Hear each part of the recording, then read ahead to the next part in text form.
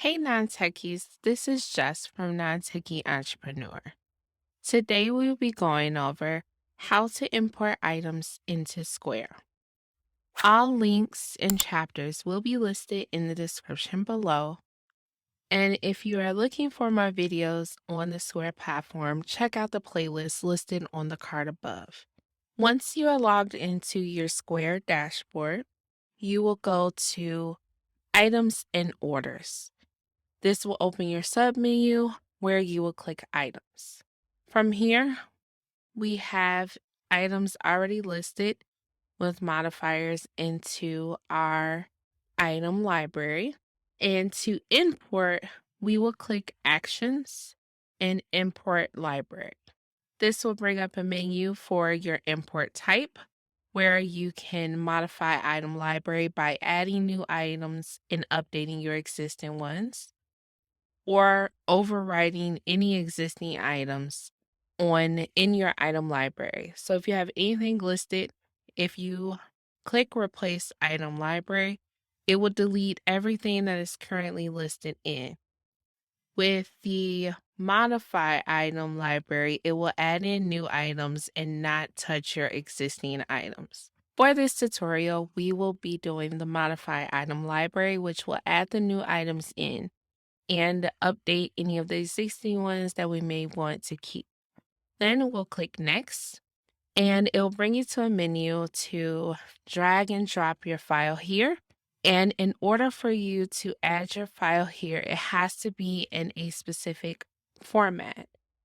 So for that, we will click the download your item library file, which is a template that would allow us to input the right information in.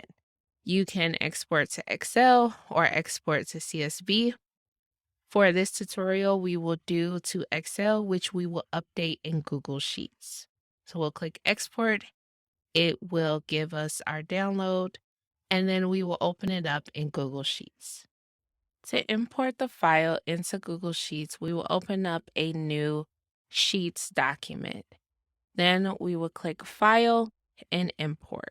From here, you can click Upload and drag and drop that file that we downloaded into the area. Then we would like to replace the spreadsheet since this is a brand new file and click Import Data.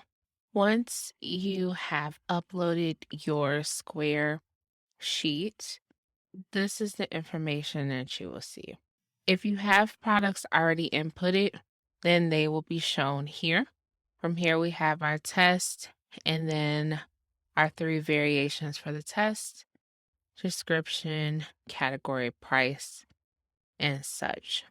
Going through the items above, each product is given a token by Square. So since these have already been inputted, they have a token. Any new ones that we add in, we will not have to worry about the token, as once it's uploaded, it will be given a token by the Square platform.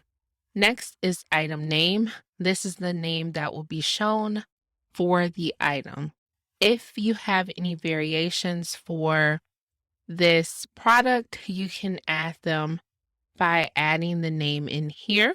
If it is all one description for your variation, then you'll put in one description in the top product. Category goes all the way across, such as price, auto add, and this will add in those multiple variations for this product. So each item name needs to be the same for these variations to come and be associated with this item. SKU is next. If you have a SKU number for your products, you can add them here. Description, category, price, auto add item to checkout. This is if you are adding products for your items that don't have variations or don't have any modifiers. They can be added straight to checkout from the POS. You can input Y for yes. These are your options. For this, the option set is size, and the values are small, medium, and large. If you have one location added to your business, then you will only see one set of enable current quantity, new quantity, stock alert.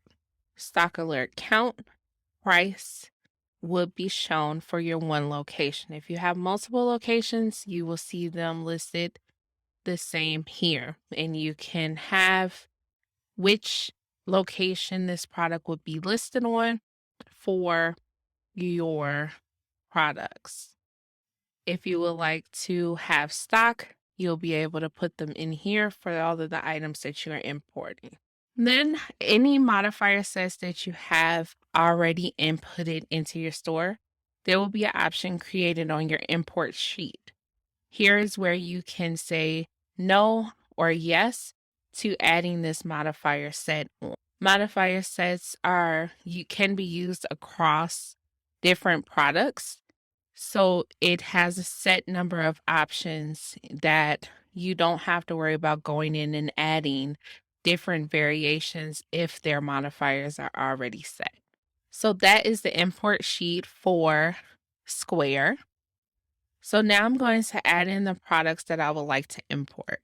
So now that I have all of my items set up with the name, variation, description, category, price, enabled downtown, enabled east side, because these are where I want my products to be.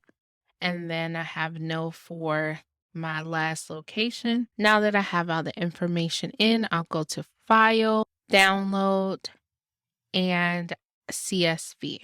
This will put it into a CSV where I am able to upload it right to the file library.